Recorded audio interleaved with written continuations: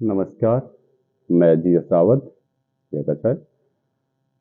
आज हम करेंगे शलभासन। शलभासन के 3-4 टाइप हैं, कैसे करना है, एक पाँव से, दोनों पाँव से, एक ठीक है, दोनों तीनों प्रकार उसके जो प्रकारांतर है, उस रूप में हम करेंगे।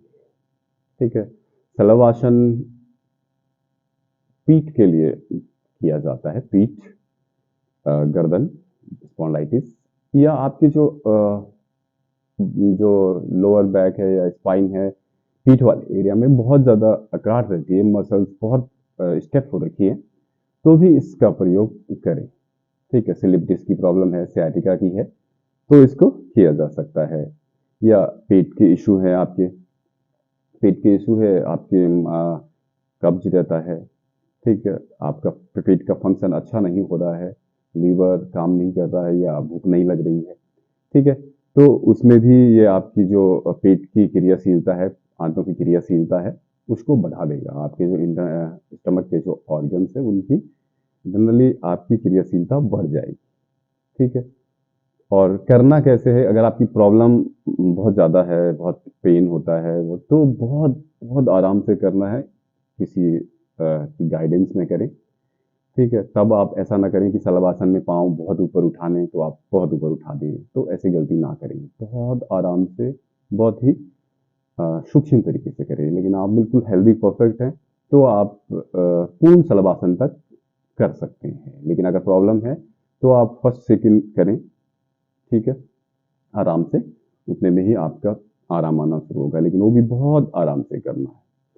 ठीक है, आपकी जो बॉडी में स्टेपनेस होगी, वो धीरे धीरे से रिलीज होगी, आप कर पाएंगे। ठीक है, तुरंत ही बड़ा करने की कोशिश करेंगे कि पूर्ण शलभासन या पाँव को पूरा जोड़ देंगे, तो वो नहीं होगा। ठीक है, आप थोड़ा जब पाँव ऊपर उठेगी, तो आपके हार्ट पे भी जोर आएगा। तो जिनको हार्ट पे कोई इशू है, तो वो भी कोशिश करें कि दोनों पाँव या जो बहुत वेट आता है, तो वो ना करें, या पेट की जैसे कोई बहुत प्रॉब्लम चल रही है, तो वो ना करें। ठीक है, ठीक है, थोड़ी सी अभ्यास करते हैं कैसे करना है। ठीक है, फर्स्ट से शुरू करते हैं। फर्स्ट पार्ट, लेट जाएं आराम से, छाती के बल।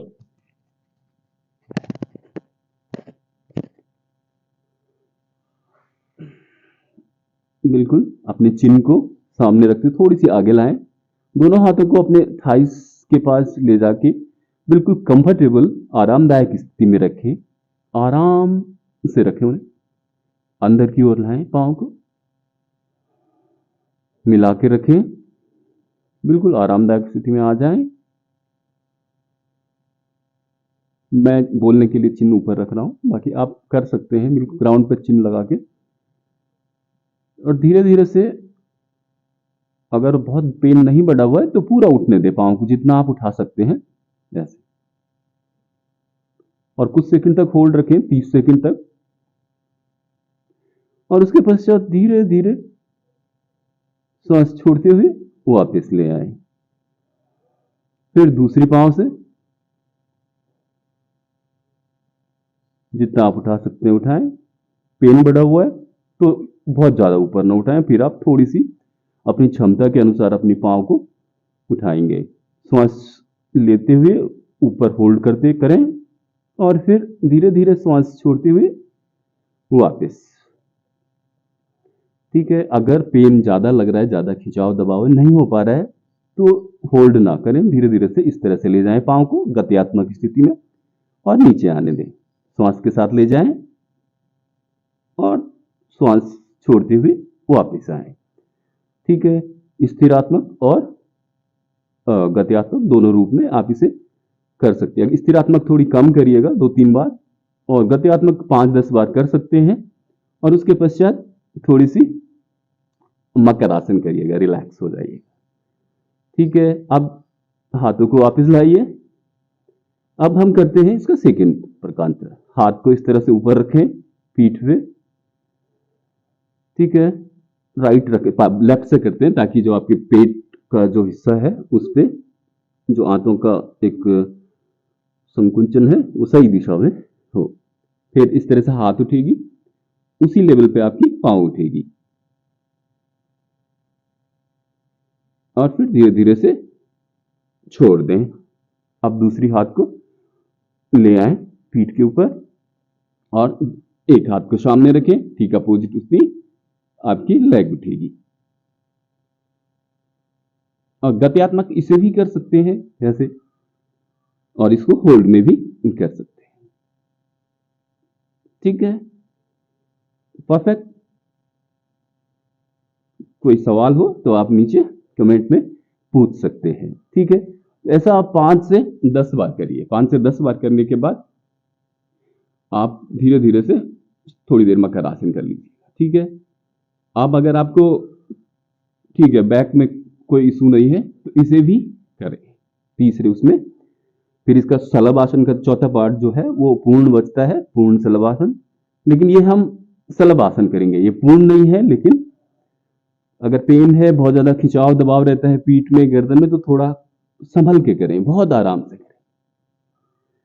ठीक है, चिन को ग्राउंड पे रखें, छाती को इस तरह से कंफर्टेबल हो जाएं, बिल्कुल आरामदायक स्थिति में। फिर धीरे धीरे से, शुरू में तो आप इतना ही करें, बहुत है इतना उठ रहा है। फिर धीरे धीरे से आप इसको और ऊपर तक ले जा सकते हैं। फिर श्वास छोड़ते हुए वापस। ठीक है, इस तरह से अभ्यास करिएगा। इसे भी अगर आप बिल्कुल ठीक है तो आप थोड़ी देर तक कर सकते हैं, 3 से 5 बार। लेकिन अगर प्रॉब्लम है तो फर्स्ट 2 करिए, और इसके बाद पूर्ण शलभासन होता है उसको भी नेक्स्ट उस पर हम करेंगे। और दूसरा, जिनको कार्डियक इशू है, जिनको स्टेंट पड़े हुए हैं, बीपी की प्रॉब्लम रहती है, फिर बाईं करवट लेते हुए वापस आते हुए, बीपी की प्रॉब्लम है और कोई भी ऐसा इशू है या सर्जरी है, ठीक है, तो वो ज़्यादा प्रेशर ना दे करके रिलैक्स तरीके से, जो फर्स्ट सेकंड है या आराम से जितना हो सकता है उतना ही करें। फिर अपना पूरा पूर्ण शलभासन या पूरा वेट ना दें बॉडी पे, छाती पे खासकर। ठीक है, वो लोग ना। ठीक है, नमस्कार, मिलते हैं नेक्स्ट वीडियो में।